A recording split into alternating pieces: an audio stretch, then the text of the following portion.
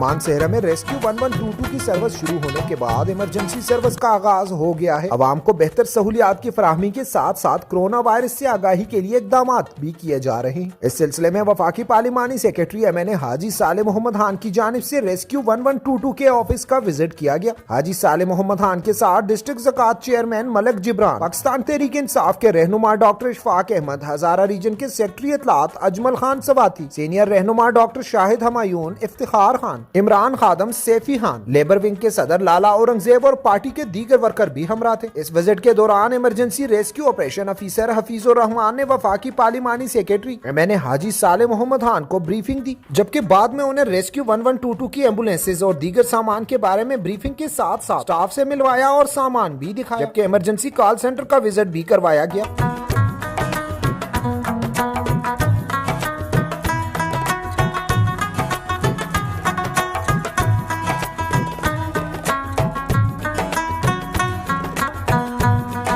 मौके पर वफाकी पार्लिमानी सेक्रेटरी MNA हाजी साले मोहम्मद खान ने CID न्यूज अब से बात करते हुए कहा कि रेस्क्यू 1122 की मानसेहरा में सर्विस सूबाई हुकूमत का बहुत बड़ा कारनामा है और ये PTI की हुकूमत का क्रेडिट है। बिस्मिल्लाहिर्रहमानिर्रहीम। जी, आज हम अपनी पूरी टीम के साथ पाकिस्तान तहरीक इंसाफ के सरकर्दा रहनुमा भी यहाँ पे हैं और हफीज़ साहब से और रेस्को के सारे ज़िम्मेदार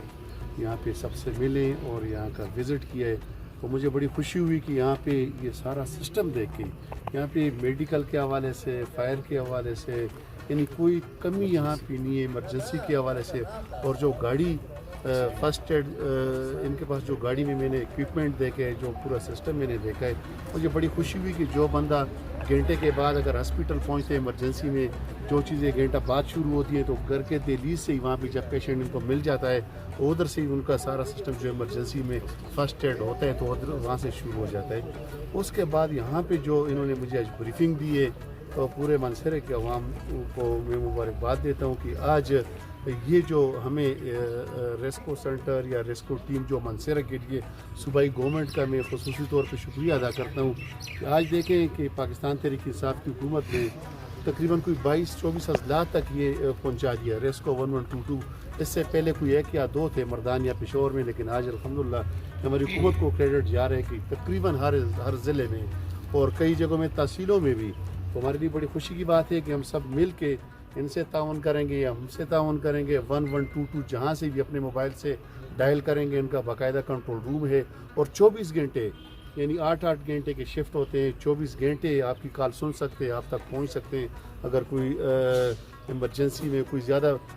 जिसकी हालत कोई सीरियस हो, कोई पेशेंट की जिसको अस्पताल पहुँचाना हो, और जो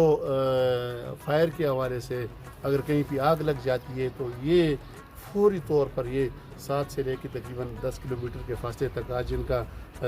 جو دائر اختیار ہے یہاں تک ہے، لیکن ساتھ ساتھ انشاءاللہ اس کو ایکسٹینڈ کریں گے ان کے تعاون سے، اور ہم خود بھی انشاءاللہ صوبائی گورنمنٹ ہماری اپنی ہے، وہاں پہ جا کوشش کریں گے کہ ہمیں ایمبولینس بھی زیادہ مل جائیں، ہمیں مزید کچھ اکوپمنٹ بھی ملے، مزید سامان بھی ملے.